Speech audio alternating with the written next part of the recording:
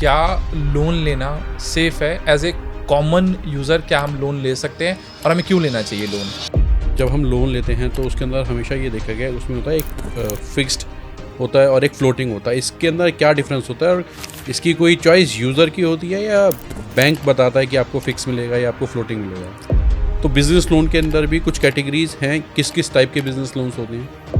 देखिए, personal loan मिलता है सिर्फ सैलरीड पर्सन को। ओके। और अभी लोग क्या है, सब तरह के लोन जो लोग हैं वो पर्सनल लोन ही बोल देते हैं, पर पर्सनल लोन है ही सिर्फ सैलरीड के लिए।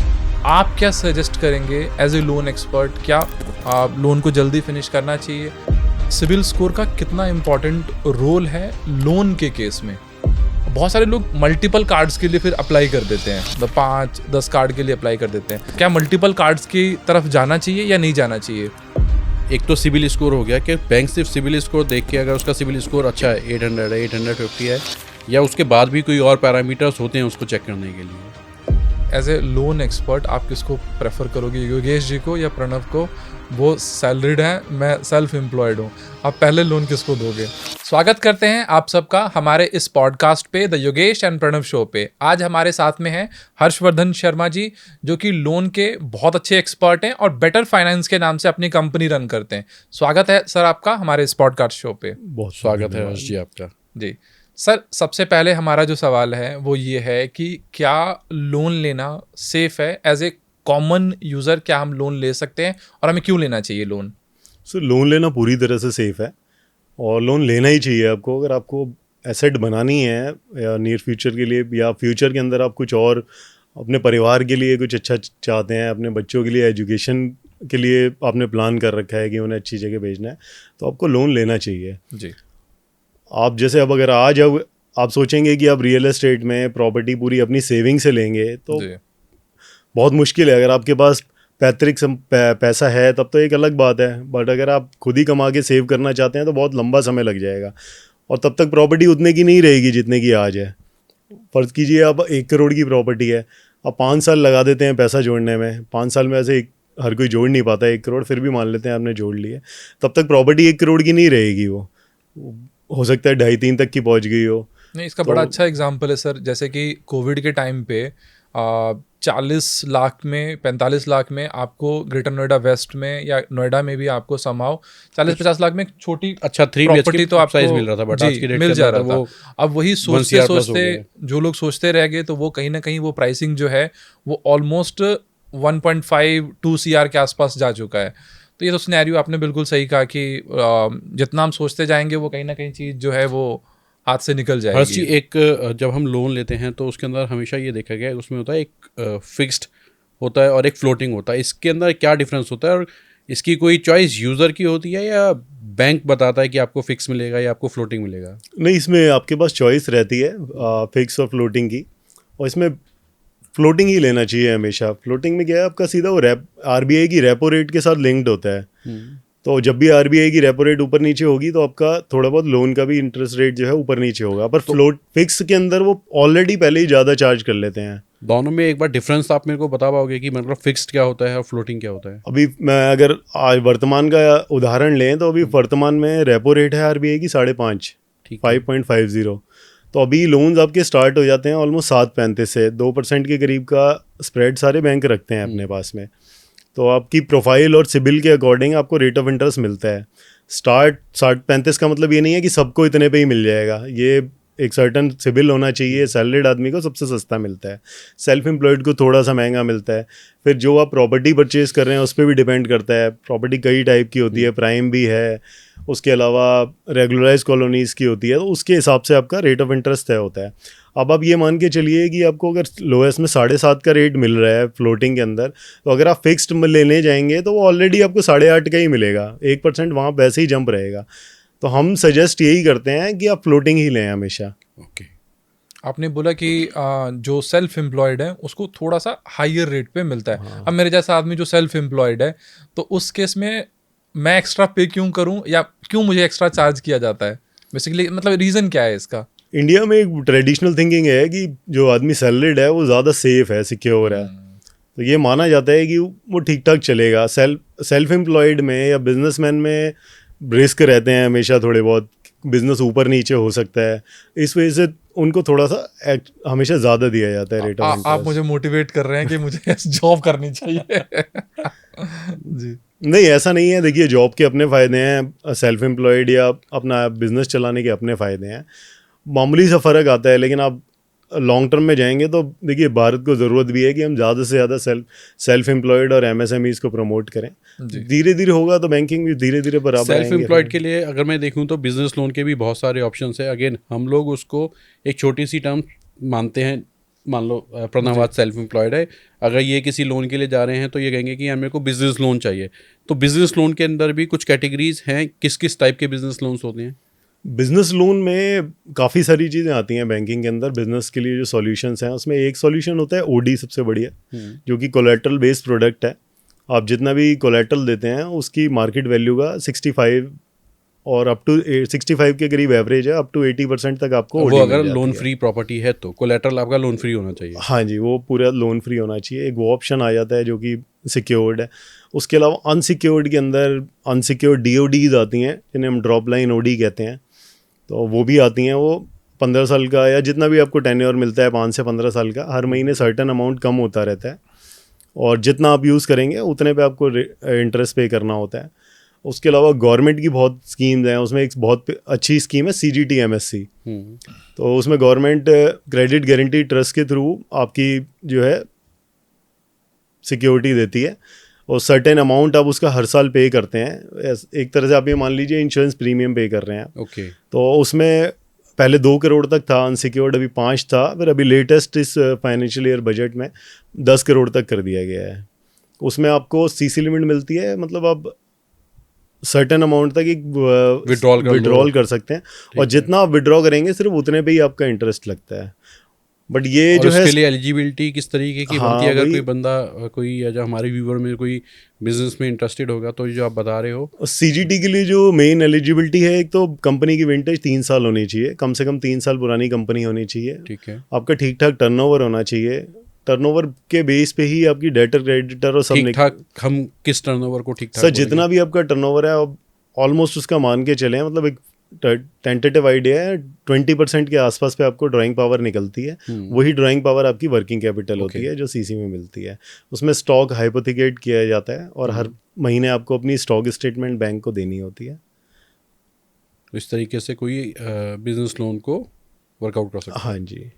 होम लोन के केस में ना बहुत सारे ना डिस्कशंस और आर्ग्यूमेंट में सुनता है। एक तो बाय और रेंट का बहुत डिस्कशन चलता है, राइट? बहुत ज़्यादा डिस्कशन चलता है। बहुत सारे फाइनेंस एक्सपर्ट, अगर आप उनकी ओपिनियन सुनने के लिए जाएंगे तो उस केस में हम लोग मेजरली देखते हैं कि फाइनेंस एक्सपर्ट जो हैं वो राय देते हैं कि बेसिकली आप ना जो पैसा है वो लोन की जगह आप कोशिश करो कि आप पहले SIP करो और फिर 20-25 साल के बाद आप बेसिकली जो SIP से आपको कंपाउंड इंटरेस्ट के थ्रू से जो भी आप एक आपका हैंडसम सा अमाउंट बनेगा, उस अमाउंट के बेसिस पे आप हाउस परचेज करो। तो इस तरीके की जो थिंकिंग है उस पे आपका opinion as a loan background क्या आपका ओपिनियन है?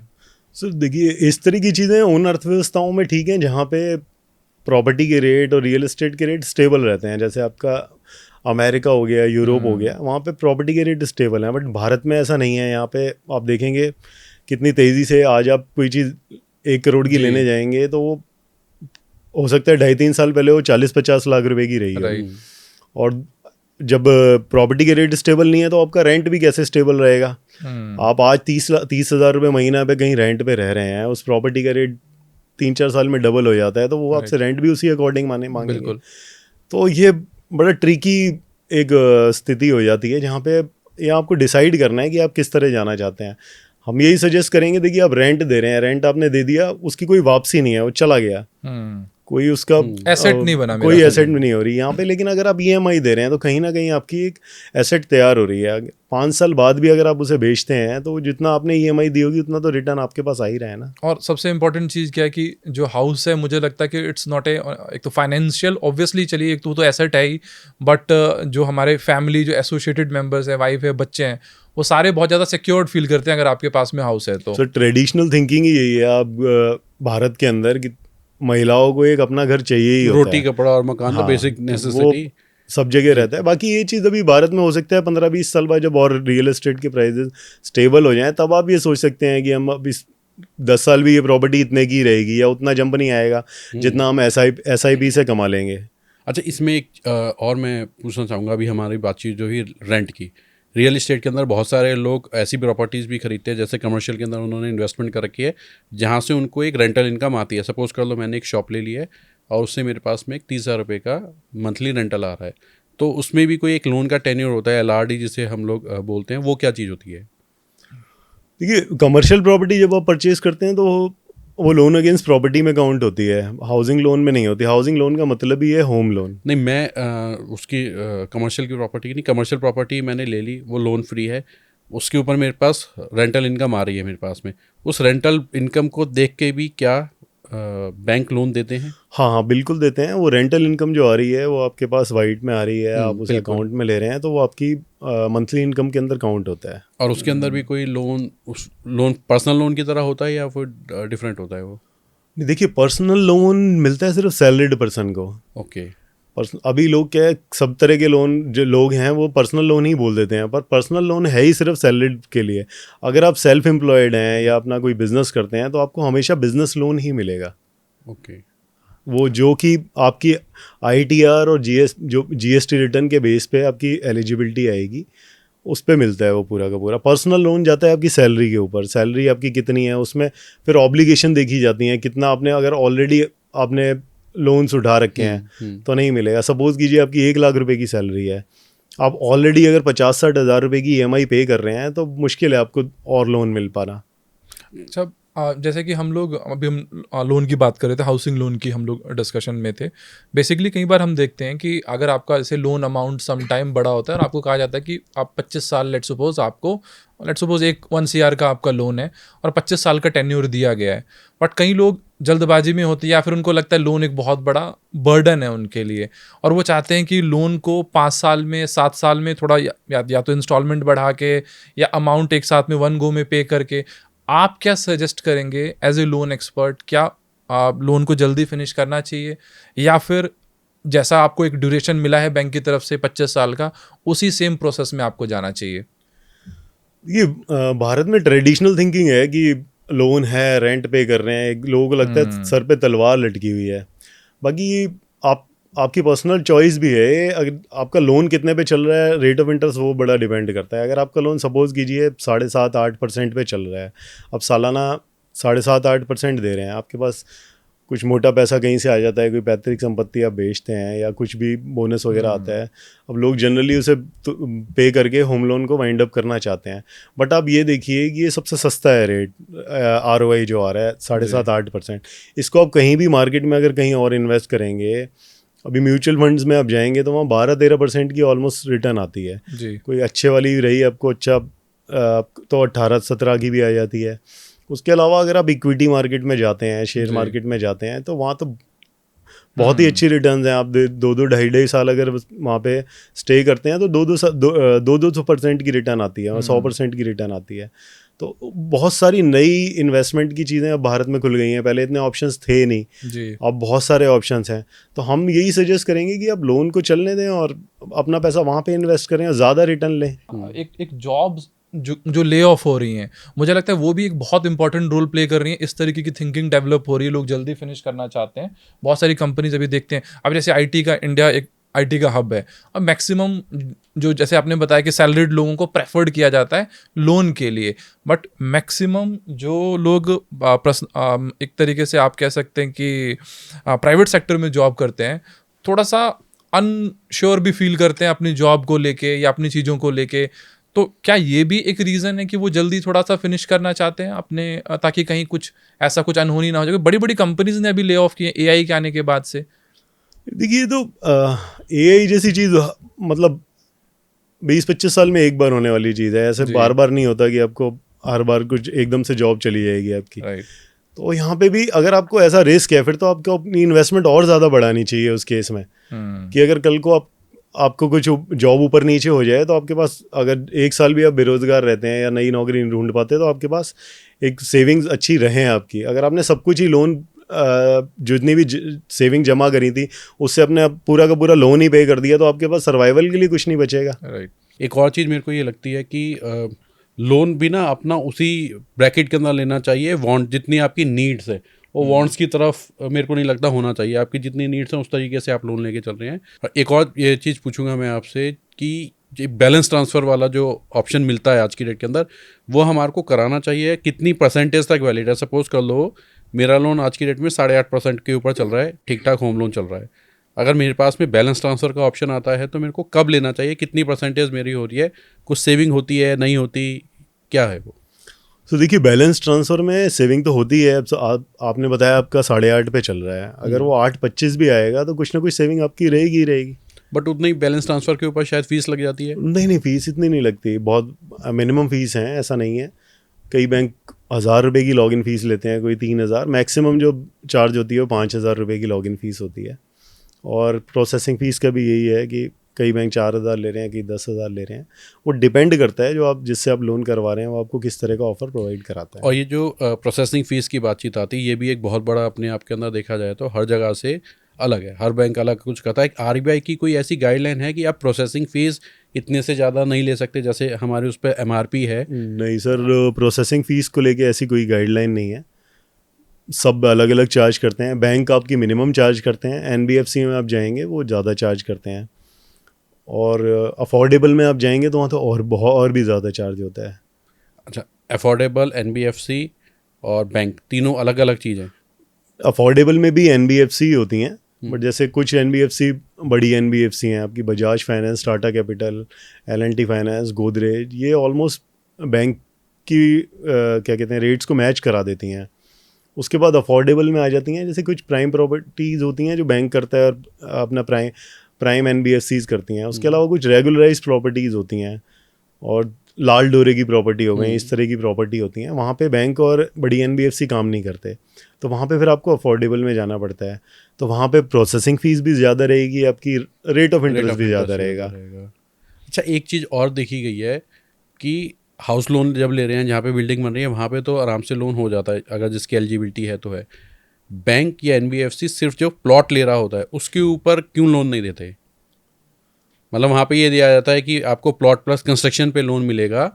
ये लोन जो एजेंट्स हैं या जो लोन के डीएसएस हैं, ये उनकी कॉल है या बैंक भी प्लॉटिंग पे लोन देना प्रेफर नहीं करता है? नहीं, बैंक भी लोन देता है, ऐसी बात नहीं है। अगर आप कहीं डीडीए या जैसे नोएडा अथॉरिटी है, अभी जैसे यमुना एक्सप्रेसवे पे निकला है, अगर वहाँ पे आपकी प्लॉट निकलते हैं अथॉरिटी से तो वहाँ पे फंडिंग करते हैं। तो क्या चैलेंजेस हम कह सकते हैं जो फ्री होल्ड वाली बहुत सारी प्रॉपर्टीज है तो वहाँ पे ऐसा चैलेंज है फ्री होल्ड के ऊपर? फ्री होल्ड पे कई बार जैसे कि अब लेट्स सपोज वो जैसे आपने बताया कि और डीडीए अप्रूव्ड हैं, अप्रूव्ड अथॉरिटीज़ में इतने चैलेंजेस नहीं है, बट बहुत सारी प्रॉपर्टीज़ इंडिया में जो मैक्सिमम बायर्स हैं वो अफोर्ड नहीं कर सकता कि वो प्रॉपर अथॉरिटीज़ के जगह पे जाके इन्वेस्टमेंट करे।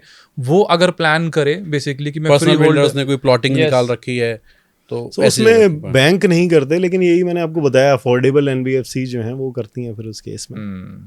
अच्छा, अभी हम ही काफ़ी काम कर रहे हैं। एक सभापुर एक्सटेंशन जगह है सोनिया विहार के पास में, तो वहाँ पे काफ़ी प्लॉटिंग जो अभी बिल्डर कर रहे हैं वहाँ पे, तो उसमें हमने काफ़ी फंड कराए हैं। वहाँ पे ज़्यादातर केसेस वहाँ पे हमारे पास परचेज एंड कंस्ट्रक्शन के ही आ रहे हैं, तो काफ़ी अच्छा कर रहे हैं हम काम। एज ए लोन एक्सपर्ट कभी आपने ऐसा चैलेंज फेस किया है जो लोग ऑथराइज मतलब कॉलोनीज में हैं या फिर let's suppose proper era approved properties ले रहे हैं, उनके केस में जो कलेक्शन है वो थोड़ी सी बेटर स्मूथ है? क्या रीज़न क्या है कि उसको कैटेगराइज कर दिया गया है? अमाउंट वाइज ये डिस्ट्रीब्यूशन है या फिर जो लोन कंपनीज की रिकवरी है उसमें चैलेंजेस आते हैं? रेरा अप्रूव्ड में देखिए, रेरा अप्रूव्ड अगर कोई प्रोजेक्ट आ रहा है तो इसका मतलब बिल्डर ने अपनी तरफ से सारा काम कर लिया है, एक्विजिशन वगैरह सब हो रखा है प्रॉपर तरीके से, रेरा भी आ गया है, तो वहाँ पे डॉक्यूमेंटेशन उतनी नहीं है। सीधे सीधे बैंक बिल्डर से जो भी डॉक्यूमेंट आएंगे वही है, उससे पहले क्या हो रहा है उससे मतलब नहीं है।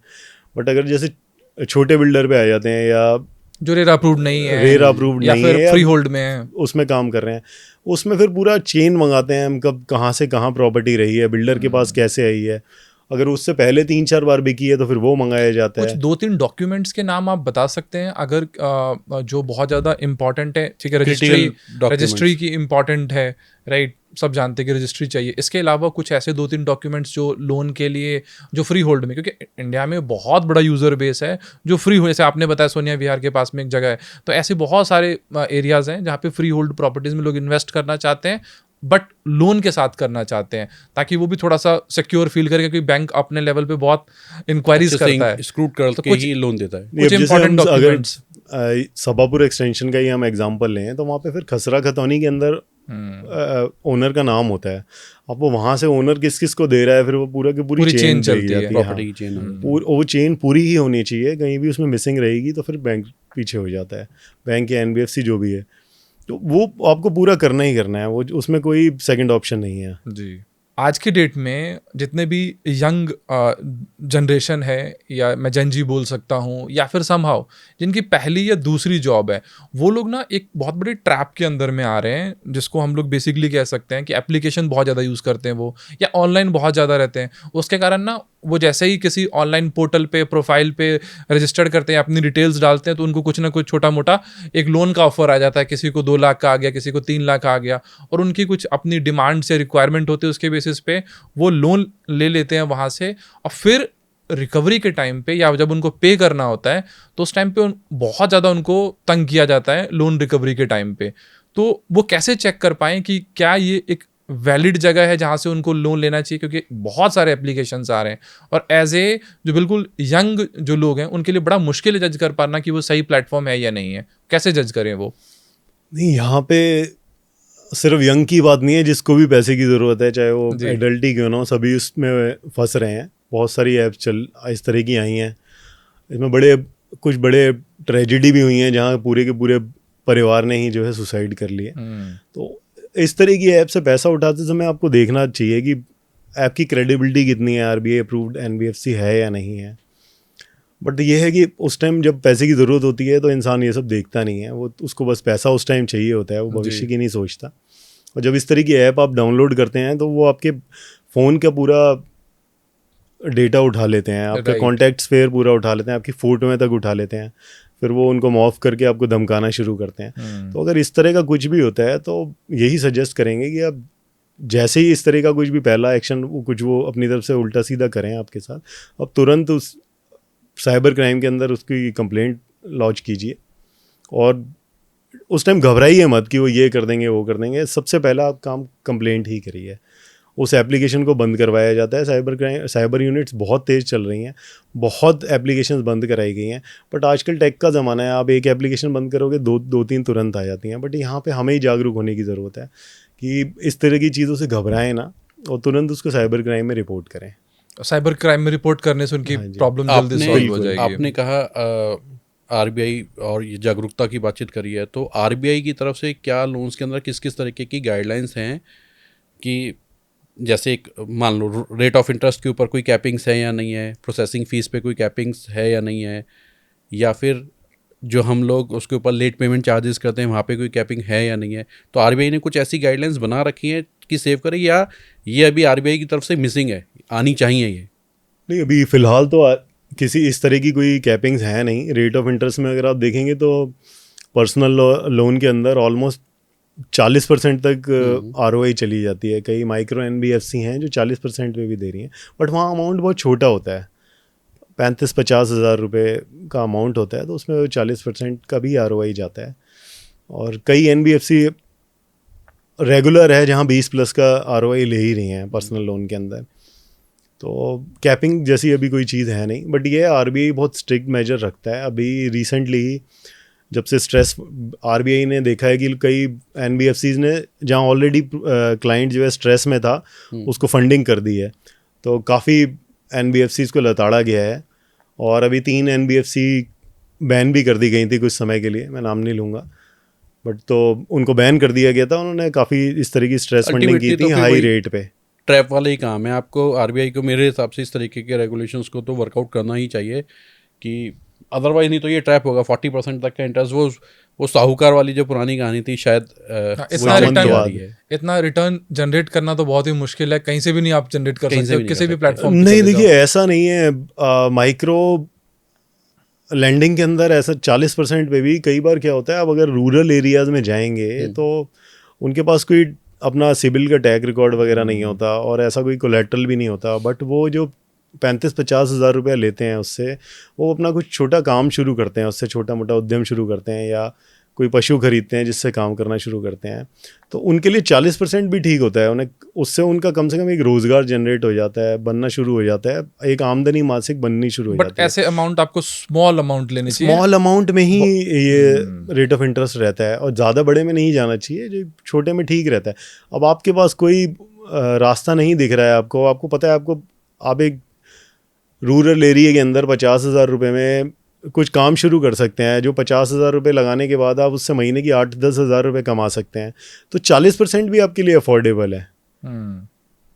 आपने अभी सिबिल स्कोर की आपने बात की, सिबिल स्कोर का कितना इम्पोर्टेंट रोल है लोन के केस में? सिबिल का बहुत बहुत इम्पोर्टेंट रोल है, क्योंकि सिबिल आपकी ROI डिसाइड करता है और जितना अच्छा आपका सिबिल स्कोर है उतनी मिनिमम आपको ROI मिलेगी।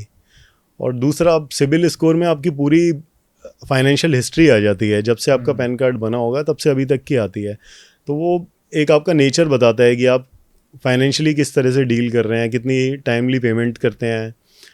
अगर फाइनेंशियल स्ट्रेस में आप, तो वहाँ दिखेगा पूरा का पूरा, आपकी EMIs टाइम से नहीं जा रही होंगी, तो बैंक के लिए बड़ा अच्छा सोर्स है सिबिल। कुछ स्टेप्स बताएंगे आप कि सिबिल स्कोर को हम लोग कैसे इम्प्रूव कर सकते हैं? टाइमली पेमेंट्स करिए आप अपने लोन्स की, जो भी आपने, या क्रेडिट कार्ड की जो भी आप लेते हैं, बाइंग करते हैं, शॉपिंग करते हैं, उसकी टाइमली पेमेंट्स करिए, यही तरीका है और सिबिल का। अगर बीच में हमारे कुछ जैसे लोन हमने लिया हुआ है और 2-3 किस्तें अगर मान लीजिए इधर उधर हो जाएं, तो उससे क्या सिबिल स्कोर पे इम्पैक्ट?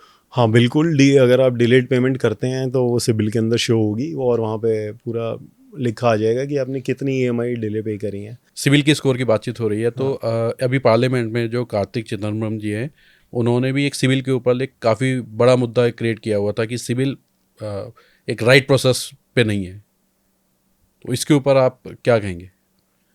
ये इंडिया के अंदर बहुत ज़्यादा इस चीज़ के ऊपर बात होती है। कार्तिक चिदम्बरम जी ने भी इसीलिए मुद्दा उठाया है क्योंकि थोड़ा मासेस के अंदर इस तरह की शिकायत आती है कि हमारा सिबिल की वजह से हमें लोन नहीं मिलता।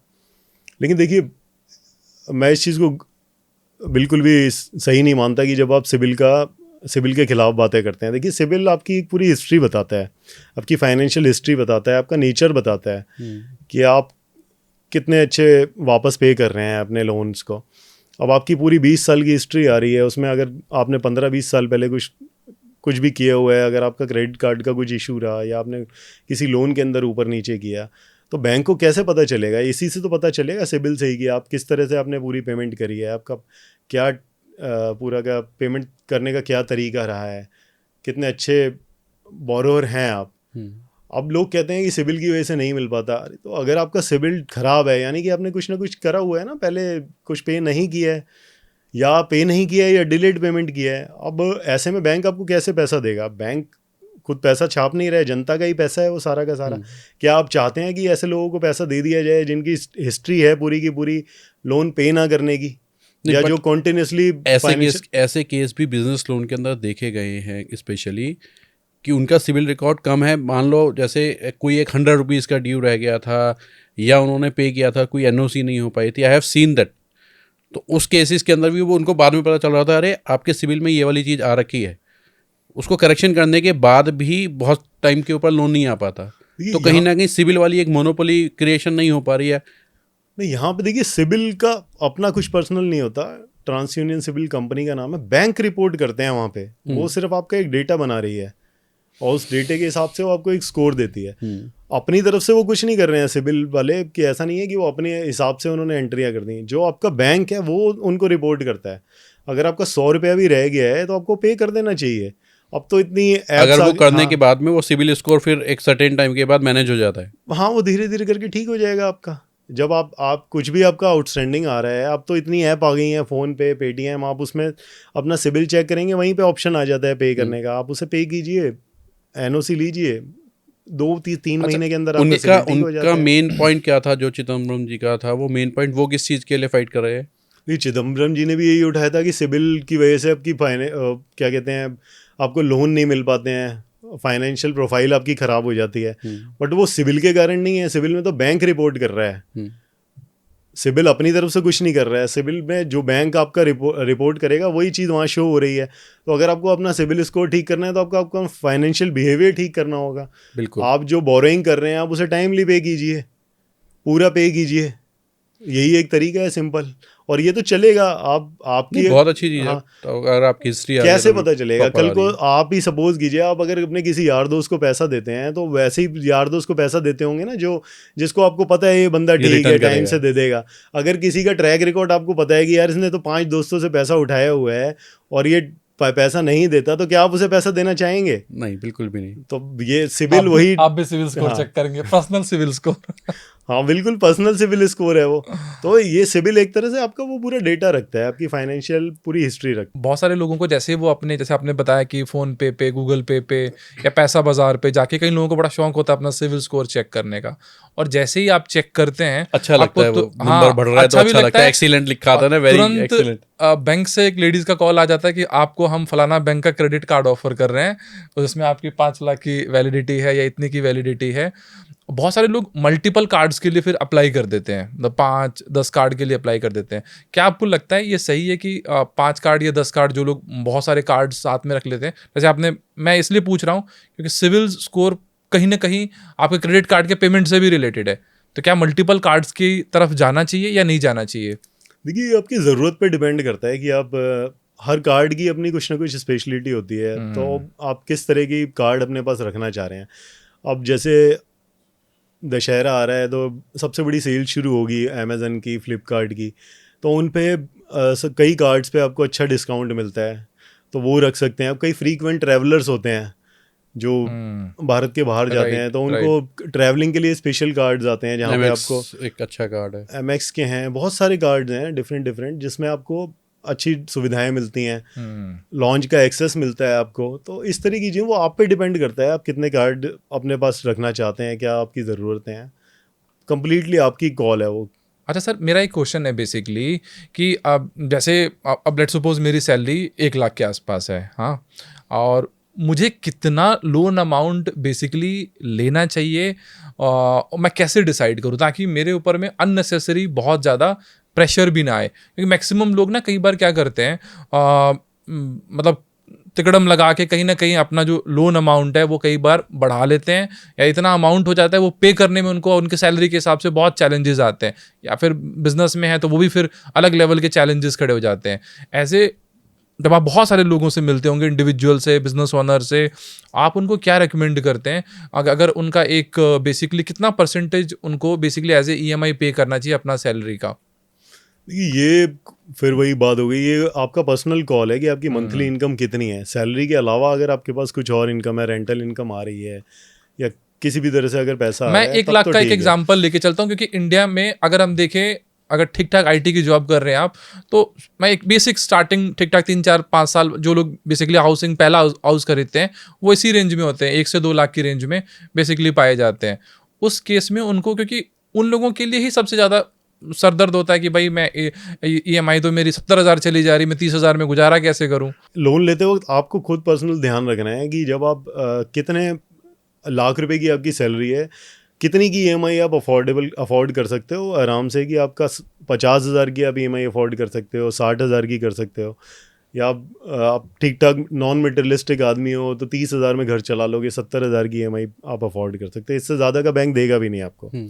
आप ज़्यादा हाई फाई लाइफ स्टाइल जीते हो तो हो सकता है आप 30,000 की EMI भी अफोर्ड ना कर पाओ, पूरे लाख रुपए ही खर्चे दो आप। तो ये तो completely person to person depend करता है कि आप और एक बार मुझे लगता है कंसल्ट भी कर लेना चाहिए ताकि थोड़ा सा मतलब बिल्कुल एक बिल्कुल, क्लैरिटी ये तो रहे। आपको देखना पड़ेगा कि आपको अपने आप को खर्चे देखने पड़ेंगे, आपके मंथली खर्चे कितने फिक्स बंधे हुए हैं। हम जो बातचीत कर रहे थे सिविल की, एक तो सिविल स्कोर हो गया कि बैंक सिर्फ सिविल स्कोर देख के, अगर उसका सिविल स्कोर अच्छा है, 800 है, 850 है, या उसके बाद भी कोई और पैरामीटर्स होते हैं उसको चेक करने के लिए, लोन देने के लिए लिए? नहीं, सिबिल स्कोर सारा टोटल पैरामीटर नहीं है, लेकिन ये है कि आपका एक वहाँ से ROI तो पूरा का पूरा आपको वही मैं वहीं से जानना चाह रहा हूँ, डिसाइड सिविल होगा। के अलावा और कौन कौन से पैरामीटर्स के ऊपर बैंक लोन की फाइल को चेक करता है या देखता है? सो देखिए, सबसे पहले तो आपकी इनकम देखी जाती है, किसी की भी इनकम देखी जाएगी। सैलरीड पर्सन है तो उसकी इनकम देखी जाएगी। अब सेल्फ एम्प्लॉयड है तो भी इनकम देखी जाएगी। अब सेल्फ एम्प्लॉयड के अंदर थोड़ा ये आ जाता है कि ITR वाला पार्ट देखा जाता है। अगर ITR कम है तो फिर वो देखते हैं कि बिजनेस का टर्नओवर कितना है, GST रिटर्न कितनी जा रही है, उस पर देख लेते हैं। एक प्रोडक्ट बैंक के GST बेस्ड होते हैं। उसके अलावा आपका एवरेज बैलेंस कितना मेंटेन रहता है, जो ऑलरेडी आपके बैंकिंग कर रहे हैं, उसमें अगर आपका अच्छा बैलेंस हर समय मेंटेन रहता है तो बैंक ये मान के चलता है कि ठीक है, इनकम कम है लेकिन पैसा है इनके पास, तो उस केस में भी लोन दे दिया जाता है। कि ऑलरेडी अगर आपके अकाउंट में ठीक ठाक पैसा पड़ा है, सपोज कीजिए 8-10 लाख रुपए आपका हर समय पड़ा रहता है, तो बैंक मान के चलता है कि ठीक है, 1.5-2 लाख रुपए की EMI तो आराम से भर ही देंगे। एज ए सेल्फ एम्प्लॉयड, जैसे आपने बोला कि आपको बैंक में पैसा रखना चाहिए। इंडिया में बहुत सारे सेल्फ एम्प्लॉयड आज की डेट में आ रहे हैं, और आने वाले टाइम पे भी मुझे लगता है कि जिस तरीके की गवर्नमेंट की पॉलिसीज़ हैं, बहुत सारे लोग सेल्फ एम्प्लॉयमेंट की तरफ बढ़ रहे हैं। उनको लोन की बहुत ज़्यादा रिक्वायरमेंट है।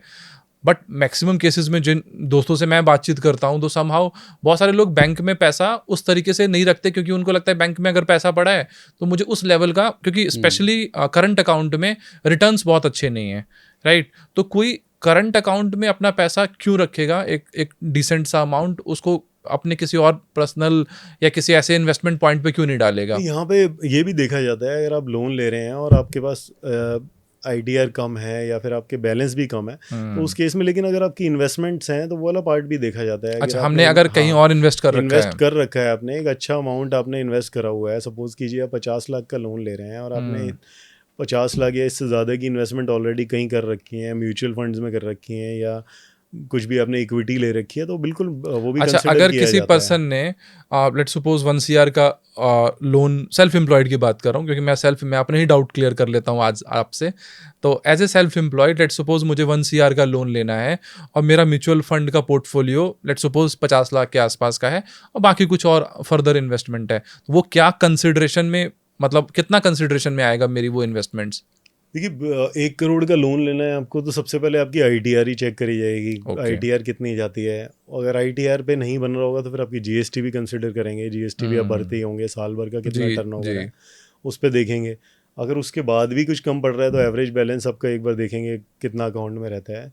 उसके बाद नहीं समझ आता, फिर थोड़ी बहुत और एलिजिबिलिटी कम रह जाती है, तो फिर उस केस में म्यूचुअल फंड भी देख लेंगे। पर 50 लाख का अगर आपका म्यूचुअल फंड है तो आप ये मान के चलिए कि उससे 25-30 लाख रुपए की 50-60% की एलिजिबिलिटी आती है आपकी, राइट। और स्टॉक के केस के अंदर सपोज कर लो मेरा स्टॉक का 50 लाख का पोर्टफोलियो है, तो स्टॉक के बेसिस के ऊपर भी क्या लोन होते हैं? स्टॉक बेस्ड प्रोडक्ट मैंने आपको बताया CGT MSC है, वो वहाँ पे कंसिडर होगा स्टॉक। अच्छा, वो अगर MSME लोन्स और business loan being a salaried person, अगर मैंने 50 लाख के स्टॉक का वो बना रखा है अपना पोर्टफोलियो और वो प्लस चल रहा है, अच्छा स्टॉक्स आप इक्विटी की बातचीत कर रहा हूँ। हाँ जी, हाँ बिल्कुल, वो भी देखा जाता है।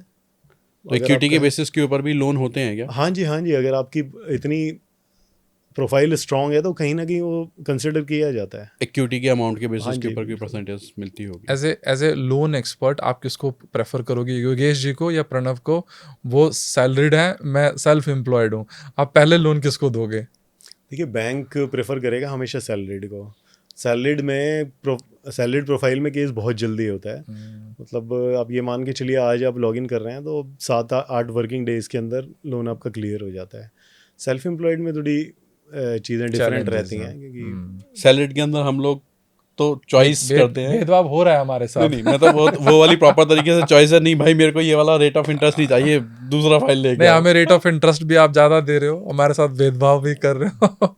लेकिन हाँ, ये एक अच्छा एक मैसेज है। कई लोग, जो मुझे लगता है कि जो सैलरीड लोग हैं, कई इंडिया में कई लोग बोलते हैं भाई सैलरीड होने का क्या बेनिफिट है, तो ये सबसे अच्छा बेनिफिट है कि भैया आपको लोन तो मिलेगा अगर आपकी प्रॉपर टाइमली सैलरीज आती है, तो उससे इन्वेस्टमेंट करो।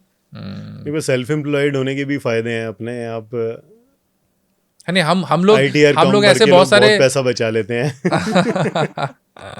इंडिया में ना 2 सेक्टर, क्योंकि मैं छोटा मोटा इन्वेस्टमेंट करता रहता हूँ, तो मैंने देखा इंडिया में 2 सेक्टर हमेशा उसके बीच में ना कुछ कंपैरिजन चलता ही रहता। एक तो IT और दूसरा बैंकिंग, राइट?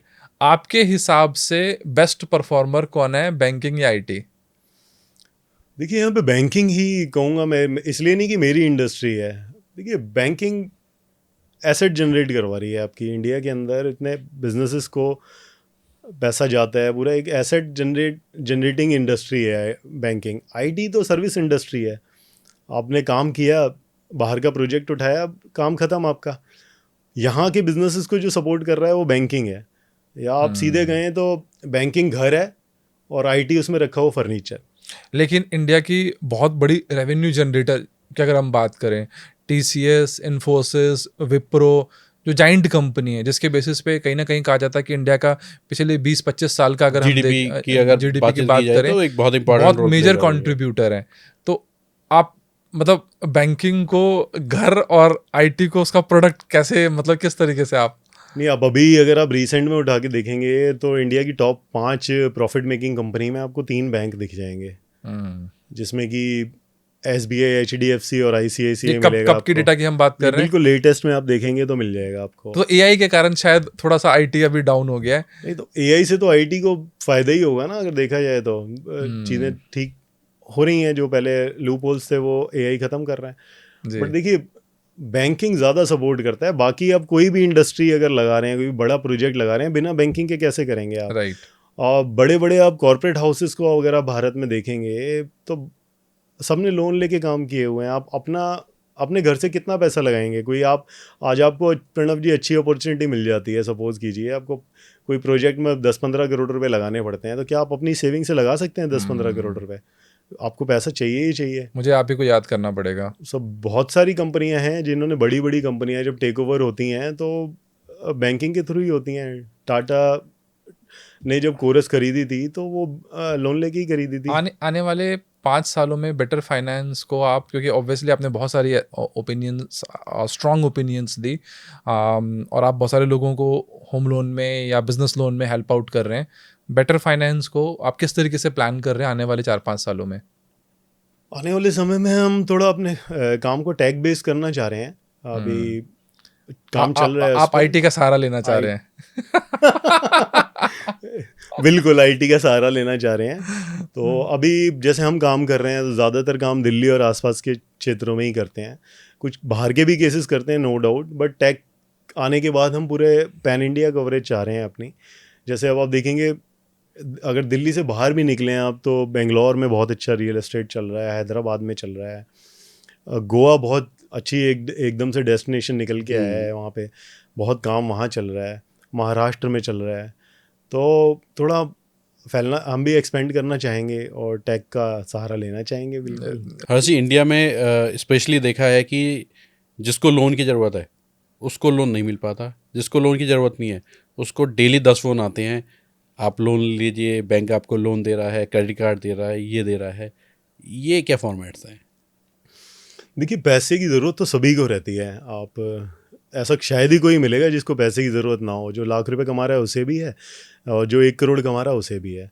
लेकिन बैंक ज़रूरत के हिसाब से पैसा नहीं देता है, वो देखता है आपकी वापस करने की क्षमता। कि अब जब लोन आप ले रहे हैं, आपकी कितनी वापस करने की क्षमता है, उस हिसाब से आपको पैसा मिलता है। अब ज़रूरत तो सभी को है। अभी IPL आ जाएगा तो ज़रूरतें बढ़ जाती हैं लोन की। तो अब देखिए बैंकों में पैसा किसका है? हम लोगों का ही पैसा है, जनता का पैसा है। क्या आप चाहेंगे कि इस तरह के लोगों को दिया जाए कि ज़रूरत तो सभी को है? या जो IPL के बाद एकदम से लोन की डिमांड ज़्यादा हो जाती है तो उन लोगों को दिया जाए आपका पैसा? अच्छा, IPL के बाद आप कहते हो कि लोग ये तो मैंने एक एग्जांपल दिया आपको कि हो जाती है। अब तो सरकार ने सारे एप्लीकेशंस भी बंद करा दी। वो एक बहुत अच्छा काम गवर्नमेंट ने किया है। देर से किया, ठीक है, लेकिन जल्दी कर देना था। बट अभी भी बहुत तरह की चीज़ें हैं जहाँ लोग फंसे हुए हैं। तो लोन की ज़रूरत सभी को रहती है, लेकिन वही है कि बैंक उसी को देगा जिसकी वापस करने की क्षमता है। बिल्कुल। आज का जो ये पॉडकास्ट है, इसमें हमने एक तो क्वेश्चन भी लिया कि भाई आईटी वर्सेस बैंकिंग, और हर्ष जी ने हमारे सारे सवालों को जिस तरीके से जवाब दिया, मुझे लगता है आपको बहुत मज़ा आएगा ये पॉडकास्ट देख के। बहुत सारी इन्फॉर्मेशन मिलेगी, आप इनको फॉलो कीजिए और इनसे डिस्कशन कीजिए अगर आपकी कोई भी क्वेरीज क्वेश्चन है। Thank you so much sir for adding that much value information, और आपके साथ डिस्कशन करना हमेशा वैल्यूबल रहता है मेरे लिए। Thank you so much. धन्यवाद प्रणव जी, बहुत बहुत धन्यवाद Yogesh ji. Thank you so much.